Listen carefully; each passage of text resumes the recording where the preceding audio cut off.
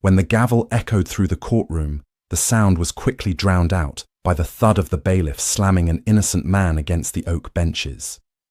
The gallery let out a collective gasp as the victim, blood already pooling at his lip, offered a chilling smile and whispered, "You have no idea what you just did." The smirk vanished from the bailiff's face mere seconds later when the mahogany doors exploded open and federal agents swarmed the aisles, signaling that he had made a catastrophic error in judgment. Monroe County District Court was a building that smelled of old floor wax, stale coffee, and quiet desperation. It was a place where futures were decided in minutes, often without a second glance. Room 304, presided over by the notoriously harsh Judge Arthur Pendle, was widely considered the belly of the beast. But the real danger in room 304 didn't sit behind the elevated mahogany bench.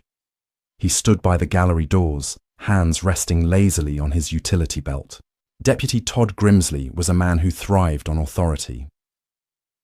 Standing 6'2", with a barrel chest and a buzz cut that tightly gripped his scalp, Grimsley had a reputation. Among the local defense attorneys, he was known as the Enforcer, a bailiff who routinely used intimidation, racial profiling, and unnecessary physical force to maintain order. Over the past 6 years, Grimsley had accumulated 14 excessive force complaints. All 14 had been quietly dismissed by Judge Pendle. The courthouse ecosystem protected its own, and Grimsley operated with the absolute certainty of a man who believed he was untouchable. Sitting quietly in the third row of the gallery was Terrence Brooks. Terrence didn't look like a man who could dismantle an entire judicial empire. He wore a faded green bomber jacket over a plain grey t-shirt, dark denim jeans, and a pair of scuffed work boots. A navy blue baseball cap rested on his lap. He was a powerfully built black man in his late 30s, his posture relaxed, but his dark eyes sharply observing every microscopic detail of the room. He was currently watching Judge Pendle sentence a young first-time offender to the maximum penalty, ordering the kid into a privately owned probation program, a program that unofficially kicked back a 20% profit share directly into Pendle's offshore accounts. Terrence wasn't a worried family member, and he wasn't a defendant waiting for his docket number to be called. Terrence Brooks was a special agent with the Federal Bureau of Investigation, specifically assigned to the Public Corruption Task Force. For 2.5 years, Terrence had been working deep undercover on Operation Blind Justice, a massive federal RICO sting aimed at tearing out the rotting roots of the Monroe County judicial system.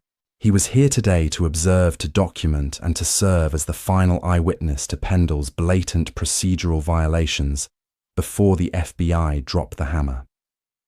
Hidden beneath his faded jacket, taped securely to his ribs, was a state-of-the-art encrypted audio transmitter.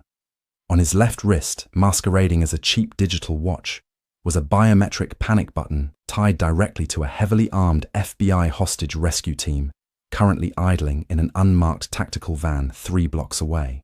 Terrence's mandate was simple: watch, record, and leave. But Deputy Grimsley was bored. The morning docket had been too quiet for his liking, and his eyes began scanning the gallery for a target to assert his dominance over. His gaze stopped on Terrence. To Grimsley, Terrence was an anomaly. He wasn't dressed in a cheap suit like the defendants, and he didn't have the exhausted, defeated look of a family member. He was sitting with the quiet confidence of a man who wasn't afraid of the room. That confidence irritated Grimsley on a cellular level. Furthermore, earlier that morning, a bulletin had gone out for a fugitive named Tyrell Banks, a tall, muscular black man wanted for parole violation. Tyrell Banks had a neck tattoo and was in his early 20s. Terrence had 0 tattoos and was nearly 40, but in Grimsley's prejudiced, power-hungry mind, close enough was all the justification he needed. Grimsley stepped away from the double doors, his heavy leather boots thudding against the linoleum aisle. He moved with the slow, deliberate swagger of a predator cornering prey. Several people in the gallery noticed the shift in his demeanor. Evelyn Croft, an overworked public defender, sitting in the front row, waiting for her client's case, turned around. She immediately recognized the malicious gleam in Grimsley's eyes. She had seen it before. usually right before someone was dragged out of the courtroom bleeding. Terence saw him coming. His peripheral vision tracked the bailiff's approach, but Terence didn't react. He casually kept his eyes forward, watching the judge. He knew exactly what was happening. The psychology of a bully was predictable. "Hey!" Grimsley barked, stopping at the edge of the wooden pew where Terence sat. His voice was a harsh rasp that cut through the low murmur of the courtroom. "You! Stand up." Terence slowly turned his head. He looked up at Grimsley, his expression perfectly neutral. He didn't flinch, didn't scramble to obey, and didn't show an ounce of fear. "Is there a problem, Deputy?" Terence asked, his voice low, calm and resonant. "I said stand up, boy," Grimsley sneered, resting his right hand ominously close to his taser. "You don't ask questions. You do what you're told in my courtroom." Up on the bench, Judge Pendle glanced over his reading glasses. He saw his bailiff harassing a spectator. Instead of intervening, the judge simply took a sip of his water, adjusted his robes, and went back to writing his notes. It was silent permission. Terence calculated his options in a fraction of a second. If he showed his federal badge now, he would blow a multi-million-dollar, multi-year federal investigation just to save his own pride. The wiretap warrants, the financial subpoenas, the entire RICO case hinged on catching Pendle in the act today. He couldn't break cover. He had to play the part of a regular citizen. "I'm just here observing the proceedings," Deputy Terence said, evenly remaining seated. "Court is open to the public. I haven't disrupted anything." Grimsley's face flushed a deep, ugly red. Nobody defied him. Not here. He leaned over the pew, his foul breath washing over Terence's face. "You match the description of a fugitive. Tyrell Banks. Now you're going to stand up, put your hands behind your back and come with me, or I'm going to drag you out of this bench by your teeth." "My name is not Tyrell Banks," Terence replied, his voice remaining terrifyingly steady. "I have my ID in my wallet in my back pocket. If you'd like to see it, I can slowly reach back and hand it to you." "You reach for anything and you're getting tased." Grimsley snapped, his ego entirely blinding his judgment. The bailiff didn't want an ID. He didn't want the truth. He wanted compliance. He wanted to break the confident posture of the man sitting in front of him. The tension in room 304 suddenly skyrocketed. Evelyn Croft stood up from the defense table. "Deputy Grimsley, he's not doing anything wrong," she interjected, her voice echoing nervously. "Shut your mouth, Croft, or I'll hold you in contempt," Grimsley roared, snapping his head toward the lawyer before turning his furious gaze back to Terence. Terence realized the situation had passed the point of de-escalation. The bailiff was looking for a fight, and he was going to manufacture one regardless of what Terence did. Terence took a slow, deep breath. He let his right hand slide off his thigh, his fingers brushing against the cold steel face of his digital watch. He pressed his thumb against the side button. Click. The silent alarm was triggered. 3 blocks away, a team of highly trained federal agents just got the green light. But until they arrived, Terence was entirely on his own in the lion's den. "Last warning," Grimsley hissed, unfastening the leather strap over his taser. "Get up." Knowing that a deployment of the taser could potentially fry the delicate transmission wire taped to his ribs, Terence decided to comply with the physical order, but strictly on his own terms. He didn't rush. He moved with deliberate, unhurried grace, pushing himself up to his full height. When he stood, Terence was exactly eye level with the bailiff. The proximity seemed to rattle Grimsley slightly. He was used to people shrinking away from him. Terence didn't shrink. He stood like a pillar of granite. "I'm standing, Deputy," Terence said. "Now I am going to turn around and we can walk out into the corridor to clear up this misunderstanding." "You don't dictate the terms to me," Grimsley exploded. Without warning, the bailiff lunged. He reached out with both hands, grabbing the collar of Terence's bomber jacket, intending to violently yank him forward over the wooden partition of the pew. In a standard situation, Terence's muscle memory would have taken over. As a former Navy SEAL and current FBI defensive tactics instructor, he could have broken Grimsley's grip, swept his legs, and had the deputy unconscious on the linoleum in less than 2 seconds. But Terence's mind was anchored entirely on the mission. He could not assault a uniformed officer, even a corrupt one, in an open courtroom while deep undercover. He had to be the absolute indisputable victim. Terence offered zero resistance to the pull. He allowed himself to be yanked forward, stumbling out of the pew and into the center aisle. The gallery erupted into gasps. "Stop resisting!" Grimsley yelled. It was the classic rehearsed battle cry of a dirty cop manufacturing a narrative for the cameras and the witnesses. Terence held his hands up, palms open and empty, visible to everyone in the room. "I am not resisting," Terence said loudly, ensuring his voice carried to the back of the room and directly into his hidden microphone. "My hands are up." Judge Pendell finally banged his gavel, though not to stop the assault.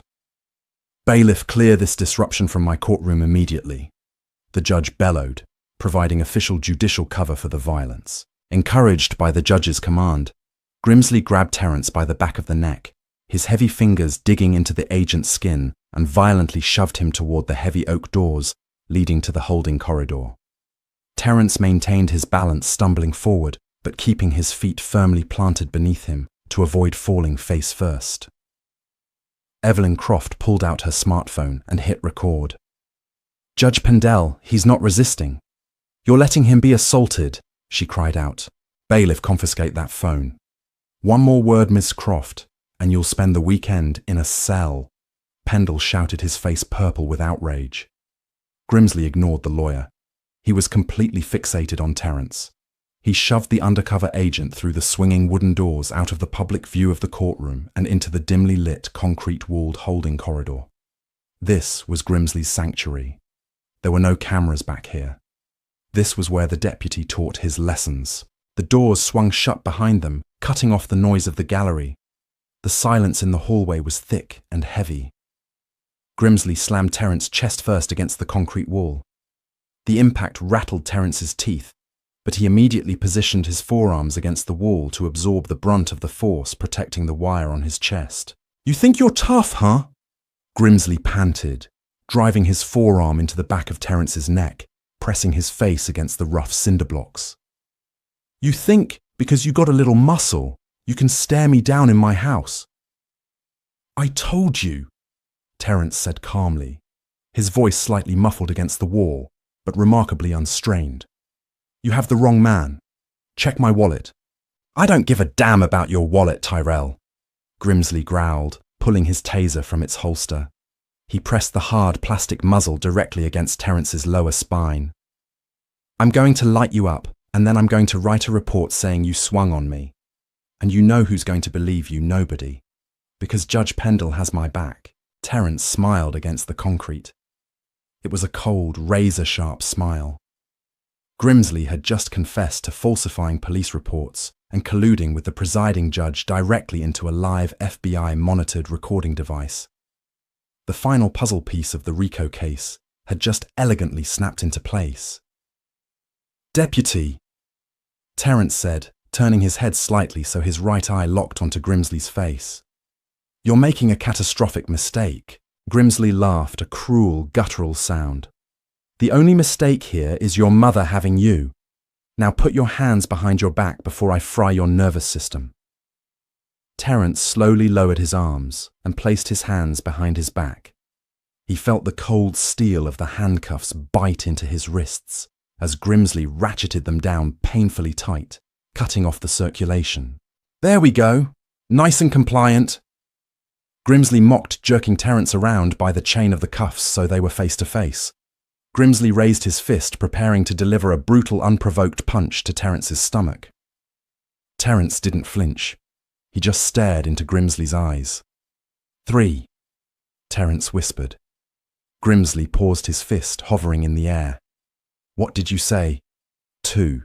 A low, rhythmic vibration began to hum through the heavy concrete floor. It was a sound Grimsley had never heard before in his courthouse. It sounded like a stampede. 1. Terence finished the blood from a small cut on his lip, catching the dim fluorescent light. "Hold on tight, Deputy."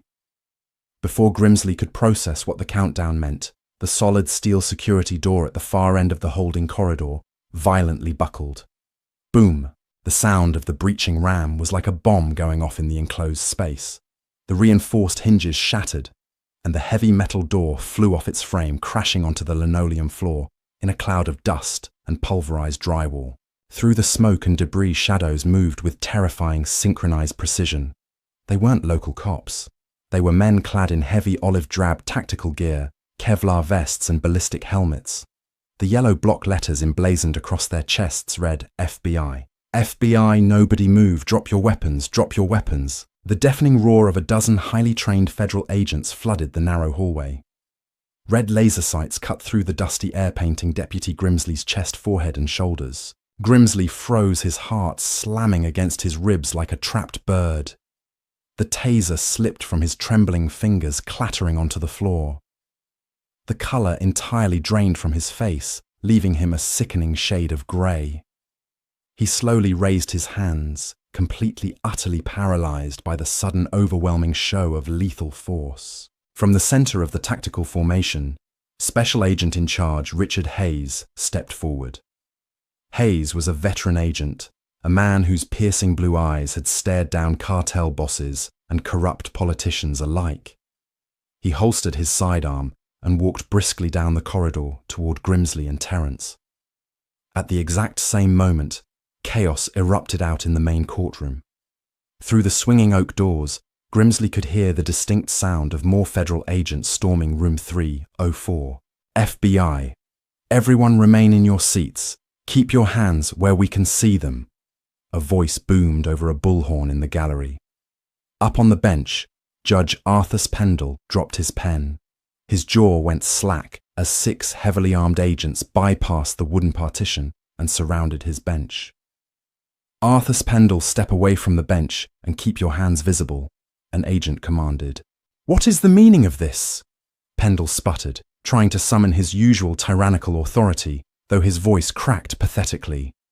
I am a sitting judge. You have no jurisdiction. Federal warrant, Your Honor. The agent interrupted, slapping a thick stack of stapled papers directly onto the judge's mahogany desk. Racketeering wire fraud conspiracy to commit extortion and deprivation of civil rights under color of law. Turn around and put your hands behind your back. Back in the holding corridor, Special Agent Hayes stopped in front of Grimsley. He didn't even look at the bailiff right away. He looked at Terence. You good Brooks? Hayes asked casually, his tone shifting from tactical commander to a co-worker checking in on a friend. Terence let out a long breath, rolling his shoulders as much as the handcuffs would allow. I'm good, Rich, though I think my wrists are going to bruise. He likes them tight. Grimsley's eyes darted between the FBI commander and the man he had just assaulted. His brain was misfiring desperately, trying to compute the reality of the situation. Brooks, who the hell is Brooks? Brooks. Grimsley stammered, his voice reduced to a pathetic squeak. His name is Tyrell Banks. He's a fugitive. Terence turned to look at the bailiff. The facade of the quiet, submissive observer was gone. He stood up completely straight, radiating the absolute authority of his true rank. Terence Brooks, Supervisory Special Agent, Federal Bureau of Investigation. Terence said, his voice echoing cleanly in the hallway. And you, Deputy Grimsley, are under arrest. Hayes reached into his tactical vest and pulled out a key. He stepped behind Terence and smoothly unlocked the handcuffs. The heavy steel bracelets fell to the floor. Terence rubbed his wrists, stepping away from the wall. Arrest! Grimsley gasped, taking a step back until his shoulders hit the concrete. For what? For an investigative stop. You can't do this. I have qualified immunity. I'm an officer of the court. You were an officer of the court, Hayes corrected, stepping into Grimsley's personal space. Now you're just a suspect, and we're not arresting you for an investigative stop, Todd. We're arresting you for the systematic extortion of parolees, witness tampering assault under color of law and racketeering. We've been listening to your phone calls for 18 months. We have your bank statements. We know about the kickbacks Judge Pendle gave you from the private probation companies to act as his personal muscle. Grimsley's knees buckled slightly. The bravado, the bullying, the untouchable aura, it all vanished in a millisecond, leaving behind nothing but a terrified, broken man realizing his entire life was over. "You set me up," Grimsley whispered, staring at Terence. "I didn't set you up," Terence replied coldly. "I just gave you the rope. You decided to tie the knot. You chose to target a man sitting quietly in the back of the room because of how he looked. You chose to assault him. You chose to threaten him with falsified reports. I just happened to be wearing a wire."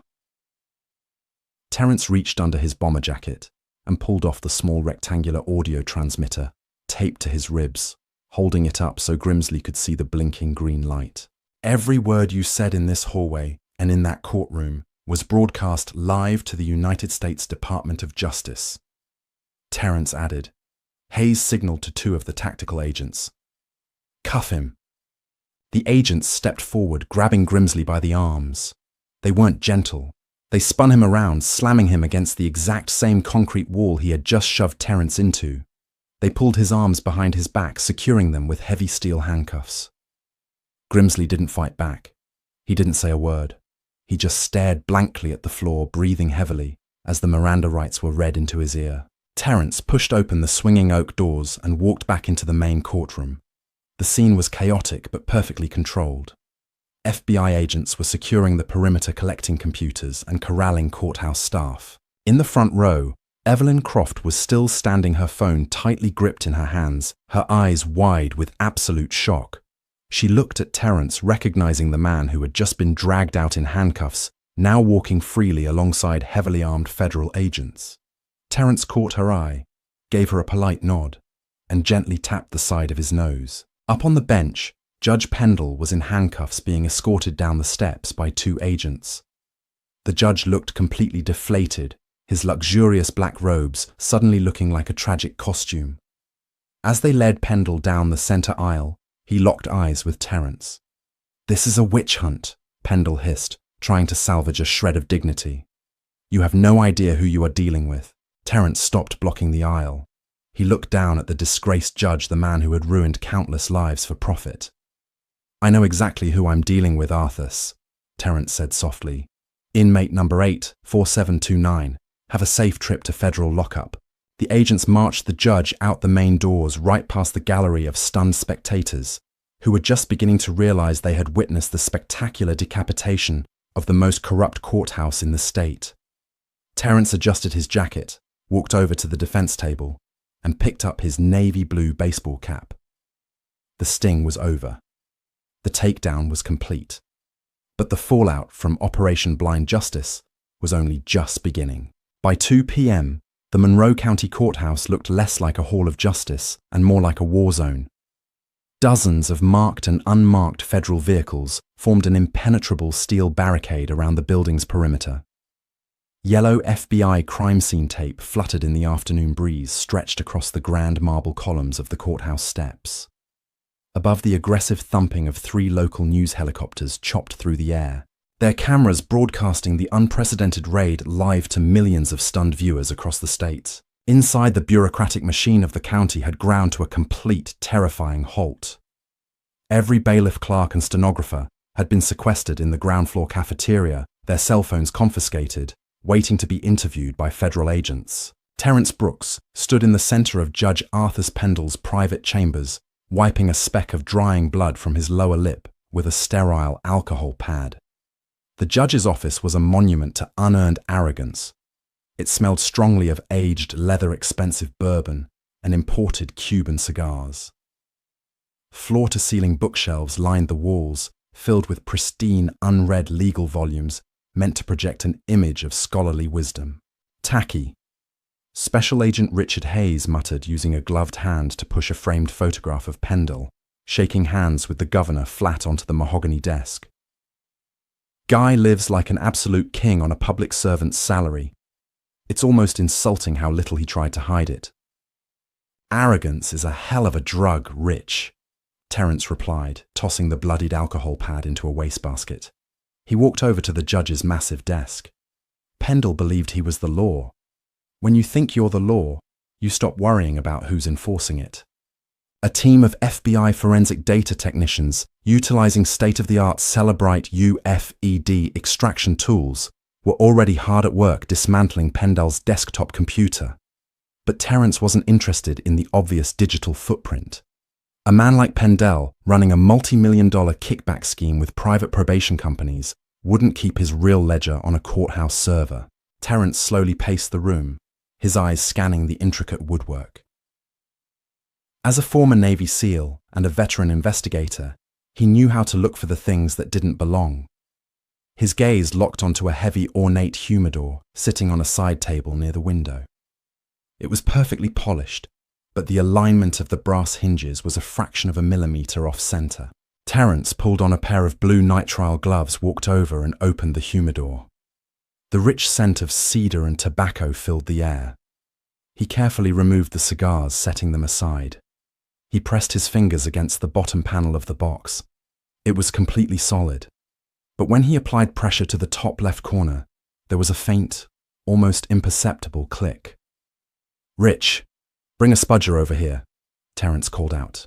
Hayes jogged over, handing Terence a thin metal pry tool.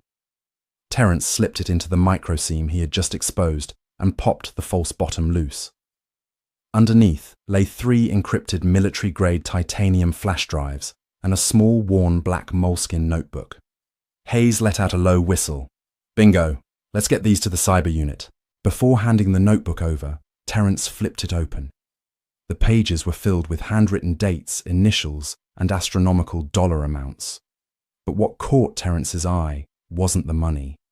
It was a list of names under a column aggressively underlined in red ink and labelled liabilities.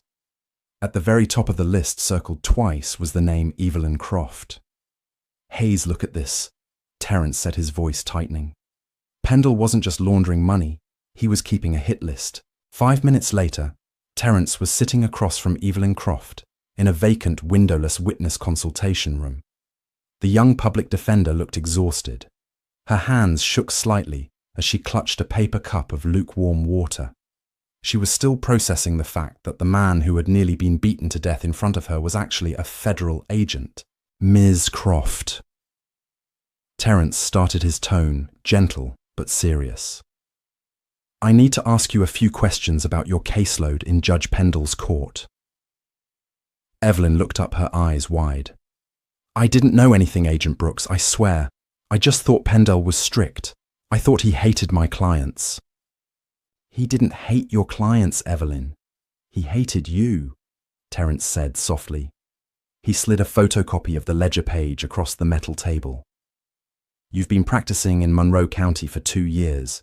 In that time, you have the highest conviction and maximum sentence rate of any public defender in the district. Did you ever wonder why?" Evelyn swallowed hard, staring at her name, circled in red ink. I thought I was just a bad lawyer. I thought I was failing them." "You weren't failing them. The game was rigged against you from the start," Terence explained, leaning forward. "We've been tracking the private probation company Sentinel Correctional Services. They charge exorbitant monthly fees to parolees. If the parolee can't pay, they get sent back to jail, and Sentinel gets a state subsidy. Pendle was deliberately assigning you the most vulnerable defendants, fast-tracking their convictions, and funneling them directly into Sentinel's meat grinder. And because you were so relentless in filing appeals and digging into the sentencing disparities, Pendle flagged you as a liability."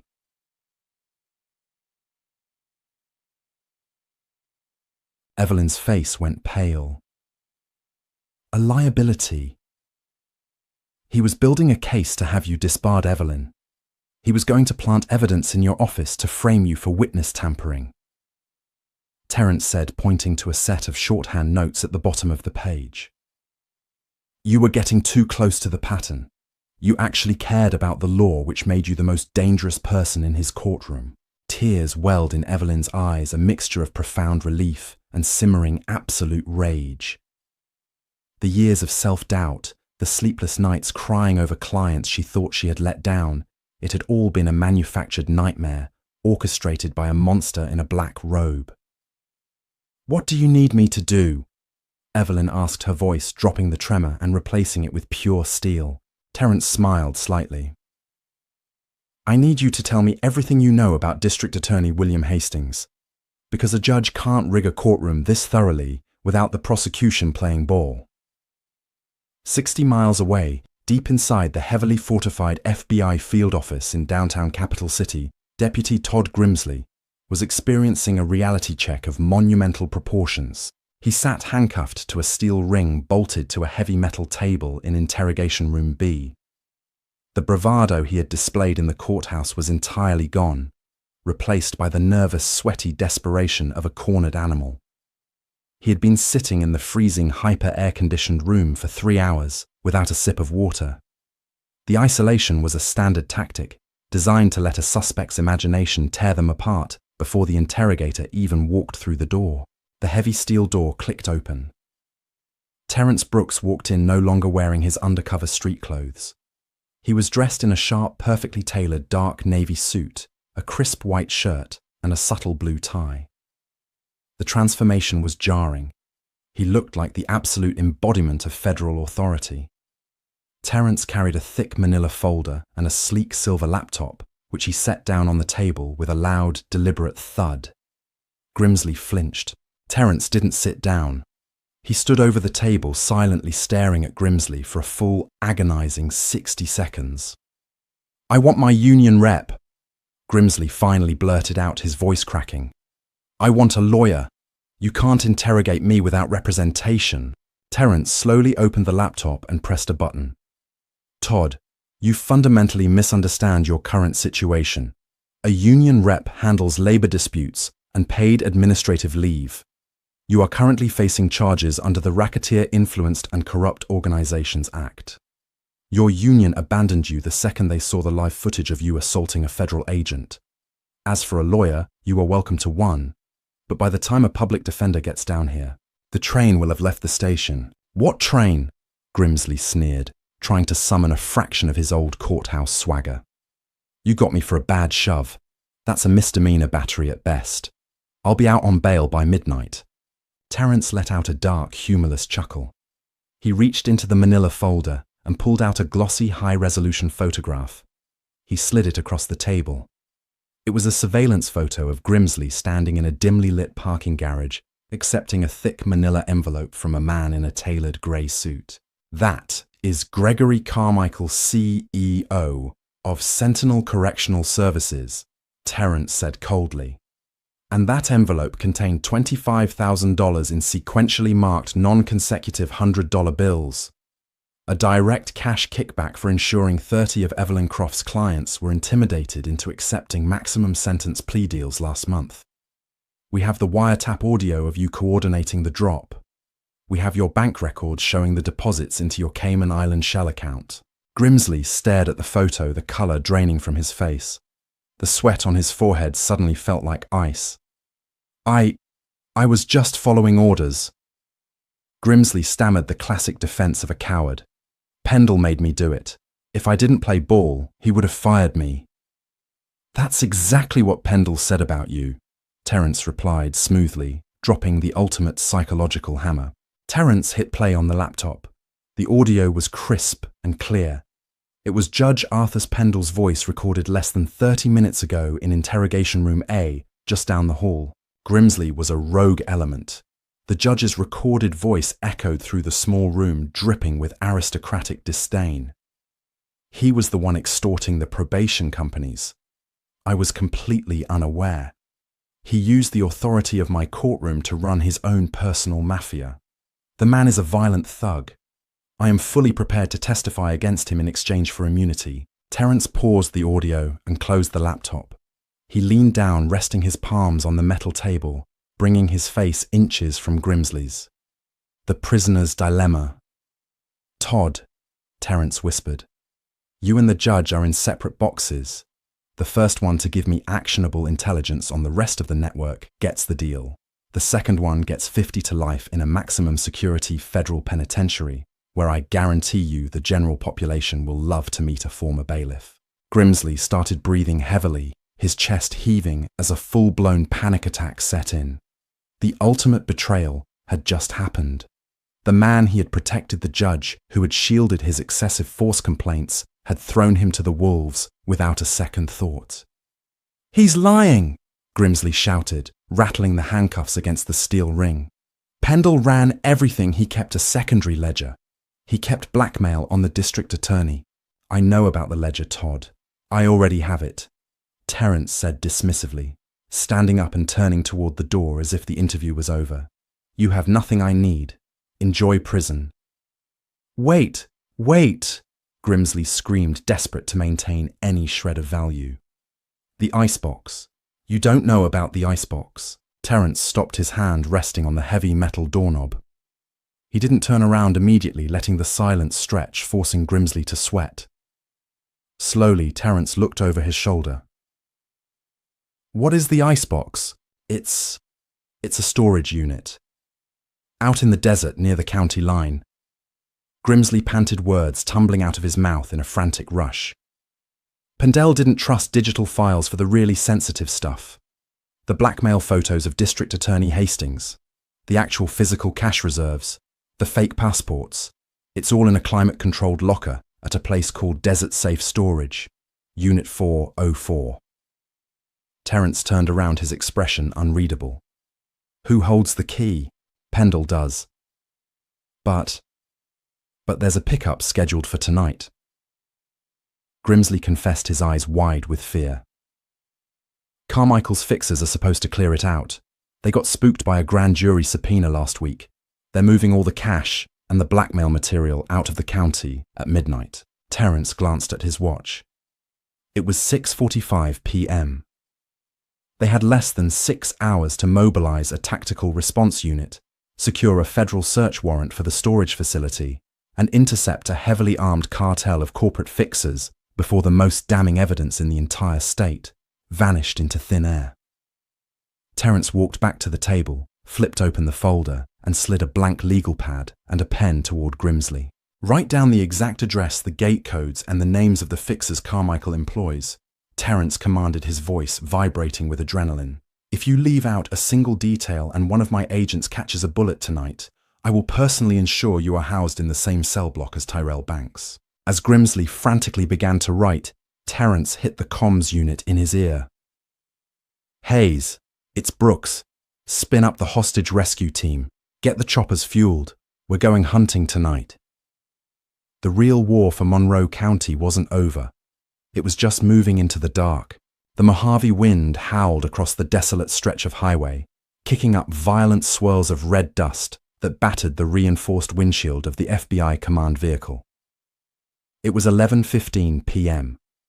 2 miles ahead, sitting alone in a vast expanse of scrub brush and cracked earth, was Desert Safe Storage. It was a miserable, forgotten facility surrounded by a rusted chain-link fence topped with concertina wire. In the back of the command vehicle, the red tactical lights bathed Terence Brooks and Special Agent Richard Hayes in a crimson glow. They were surrounded by 12 operators from the hostage rescue team, fully kitted in heavy black ballistic armor quad-tube night vision goggles and suppressed M4 carbines. "Drone feed is live," the tech agent whispered from the front console, tapping a ruggedized monitor. A high-resolution infrared aerial view of the storage facility filled the screen. "We have one heat signature on site, a single vehicle parked near Row D, Unit 404. Terence narrowed his eyes at the screen. Grimsley had said the fixers were scheduled to arrive at midnight. It was 45 minutes early, and a lone vehicle didn't fit the profile of a corporate cleanup crew. "Zoom in on that vehicle," Terence ordered. The camera magnified the glowing white heat signature. It wasn't a tactical SUV or a cargo van. It was a luxury sedan, a Mercedes-Benz S-Class. "Rich." Terence said, his voice tightening with realization. "The corporate fixers aren't here yet. That's District Attorney William Hastings. He found out the FBI raided the courthouse, panicked, and decided to beat Carmichael's men to the locker to destroy his own blackmail files. If Hastings burns the contents of that locker, the entire RICO case against Sentinel Correctional Services goes up in smoke." Hayes grunted, slapping the magazine into his rifle. "We move now." "Hold," Terence countered, pointing at the top edge of the monitor. Two large, rapidly moving heat signatures were tearing down the access road with their headlights blacked out. Carmichael's cleanup crew just arrived. They're running on night vision. They're about to box the DA in. The situation had just evolved into a volatile three-way collision. Terence threw open the heavy steel doors of the command vehicle. HRT, stack up. We have an armed corporate hit squad converging on a hostile civilian. Rules of engagement: identify your targets, return fire only if fired upon. Let's move.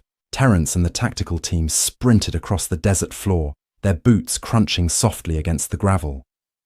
They moved like phantoms, their IR lasers cutting invisible lines through the pitch-black night. Inside the perimeter of the storage facility, the scene was rapidly deteriorating. District Attorney William Hastings, a man used to the pristine safety of his country club, was frantically slamming a crowbar against the heavy reinforced padlock of Unit 404. He was sweating profusely through his expensive designer suit, his breath coming in ragged, panicked gasps. Suddenly, the screech of heavy tires echoed through the metal corridors. Two matte black Chevrolet Suburbans skidded to a halt at the end of row D, blocking the only exit. 4 men piled out. They weren't wearing masks. They were dressed in dark tactical clothing, armed with short-barreled shotguns and heavy assault rifles. These were Gregory Carmichael's problem solvers, led by a ruthless ex-mercenary named Garrett. "Step away from the locker, Mr. Hastings." Garrett called out, his voice echoing off the corrugated steel walls. He casually racked the pump of his shotgun. The metallic clack-clack sounded like a death sentence. Hastings dropped the crowbar, spinning around with his hands thrown in the air. "Garrett, wait. I'm just getting my files. You can have the money. You can have all of it. Mr. Carmichael sends his regards."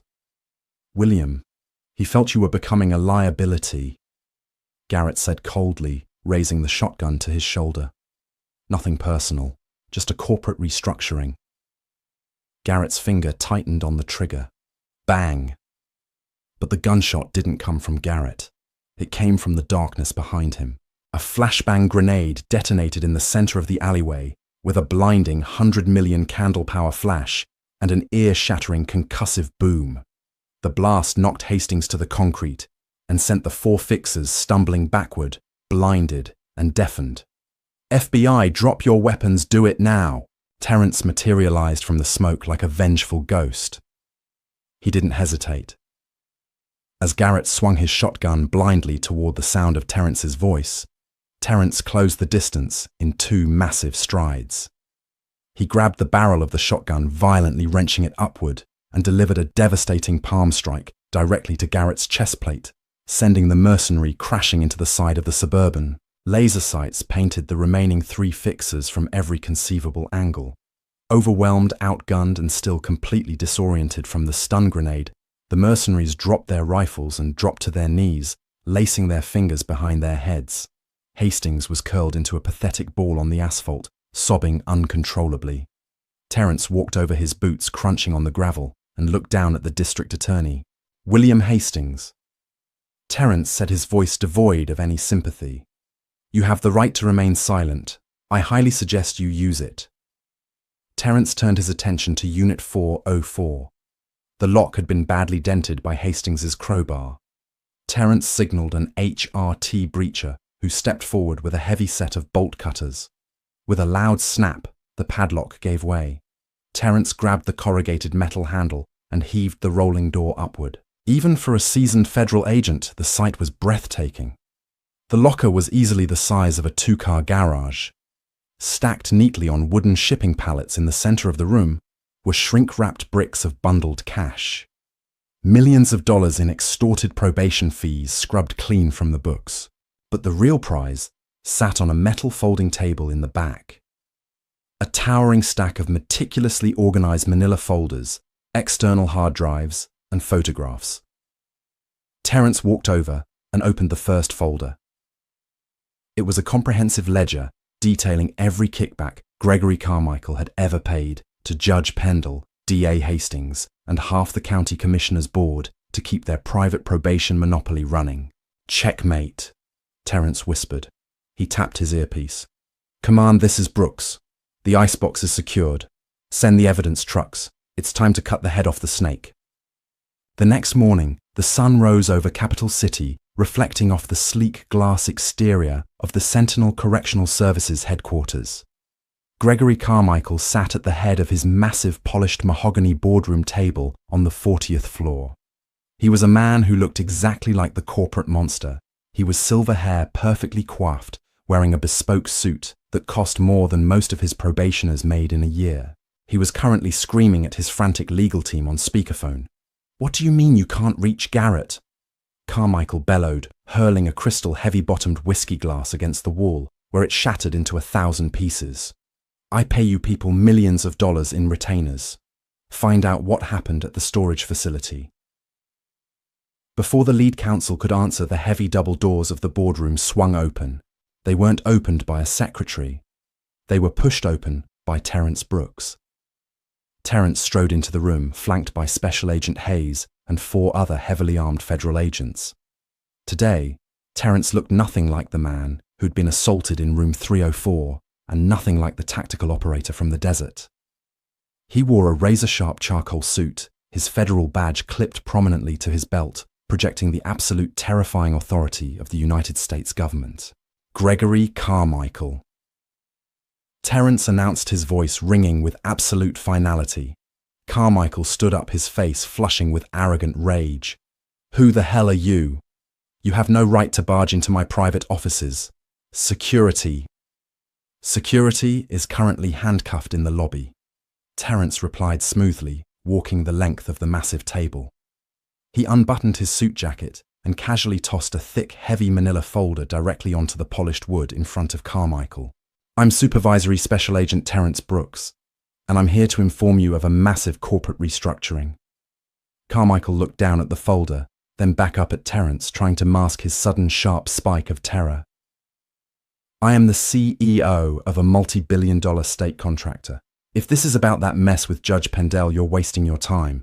My legal insulation is airtight. I have layers of plausible deniability. Plausible deniability only works when your co-conspirators keep their mouths shut." "Greg," Terrence countered, resting his hands on the table and leaning in close. "Pendell gave up your bagman Grimsley. Grimsley gave up the icebox. And William Hastings. The DA was so terrified of your hit squad last night that he signed a 70-page sworn confession the moment we put him in an interrogation room. We have the ledgers, we have the hard drives, we have the physical cash, and we have Garrett, who is currently flipping on you to avoid the lethal injection for attempting to murder a district attorney." Carmichael's arrogant facade completely shattered. He collapsed back into his plush leather chair, the color draining from his face until he looked like a corpse. His mouth opened, but no words came out. The realization that his empire had been entirely dismantled overnight paralyzed him. "You built a fortune on the backs of desperate, vulnerable people," Terrence said, his voice dropping to a dangerously low register. "You turned the justice system into a meat grinder for profit. That ends today." Hayes stepped forward with a pair of heavy steel handcuffs. "Gregory Carmichael, you are under arrest for conspiracy to commit murder, racketeering, wire fraud, and the bribery of public officials. Stand up and turn around." As the cold steel clicked around the billionaire's wrists, Terrence turned and walked out of the boardroom. The raid was fully underway. Agents were carrying boxes of hard drives and files out of the executive suites. The heart of the corruption had been ripped out. 3 weeks later, the landscape of Monroe County had fundamentally changed. The federal indictments fell like a rain of fire. Judge Arthur Pendell, D.A., William Hastings, Todd Grimsley, and Gregory Carmichael were all denied bail, locked in federal solitary confinement, awaiting trials that would surely result in life sentences. The private probation contracts with Sentinel were immediately voided by the governor, and thousands of predatory convictions were overturned. Terrence Brooks stood across the street from the Monroe County Courthouse, holding a cup of steaming black coffee. The yellow FBI tape was finally gone, but the building felt different. Lighter somehow. The heavy glass doors pushed open, and Evelyn Croft walked out.